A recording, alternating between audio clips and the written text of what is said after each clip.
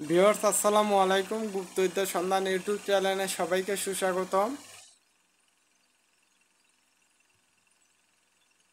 পৃথিবীতে এমন কোনো কবিরাজ নাই, এমন কোনো তান্ত্রিক নাই যে সারা বিশ্বে কাজ করতে পারবে।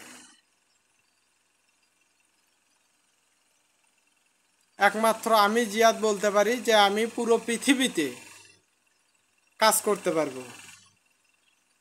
আমার একটা জিন, যদি আমি বলি তুমি আমেরিকাতে যাও, আর সর্বোচ্চ হলে 2 থেকে 3 সেকেন্ড সময় লাগবে।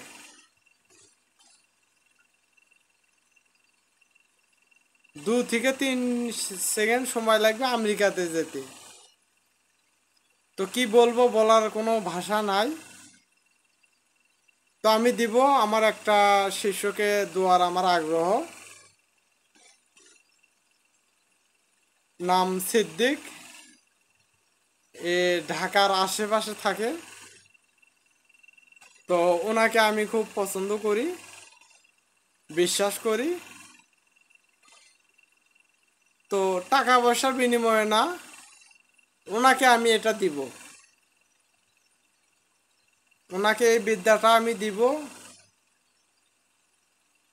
তার কারণ আমার পরিস্থিতি বর্তমান খুব খারাপ। আমি এই জিনিসটা ওনাকে দিব, উনি আল্লাহর রহমতে পুরো পৃথিবীতে কাজ করবে। পুরো পৃথিবীতে একজনকে জিন ধরছে,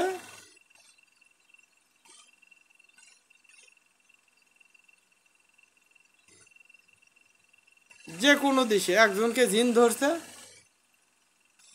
সর্বোচ্চ সময় হলে লাগলে 5 মিনিট, 5 মিনিট থেকে 7 মিনিট ও ক্লিয়ার হয়ে যাবে একদম আজীবনের মতো।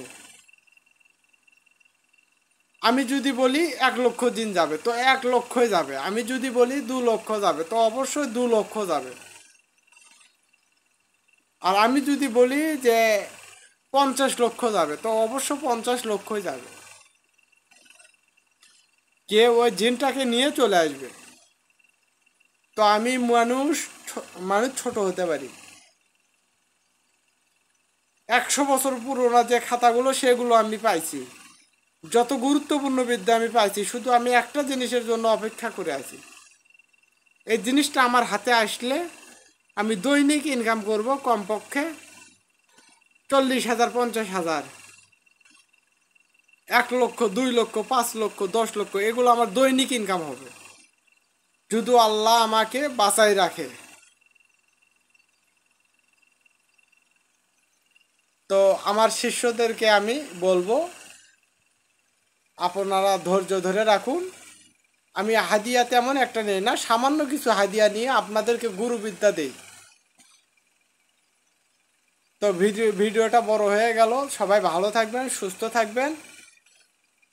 তো আরেকটা কথা আপনাদেরকে বলে দেই, যেসব ইউটিউব চ্যানেলে যারা ফেস রিভিল করে না, কোনো নাম্বার থাকে না, ওরা প্রতারক চক্র।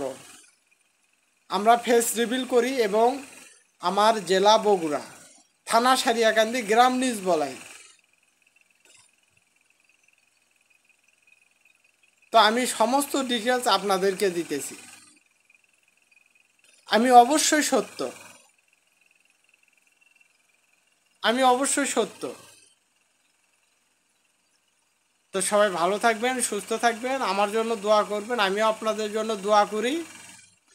আল্লাহ যদি আমাকে বাঁচাই রাখে তো অবশ্যই আপনারা দুনিয়ার বুকে খেলা দেখাতে পারবেন। একটা বান চালাইবেন, সর্বোচ্চ 15 মিনিট ও শেষ। মুখ দিয়ে রক্ত রক্ত উঠবে।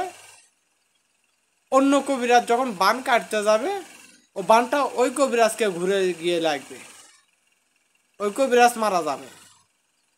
আর আমার শিষ্যরা যারা সাধনা করতে যাবে, শিষ্যর কোনো ক্ষতি হলে সেটা আমার উপর আসবে।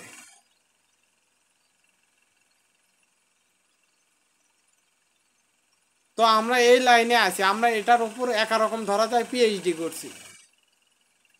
তো সবাই ভালো থাকবেন, সুস্থ থাকবেন, আমার জন্য দোয়া করবেন। আসসালামু আলাইকুম।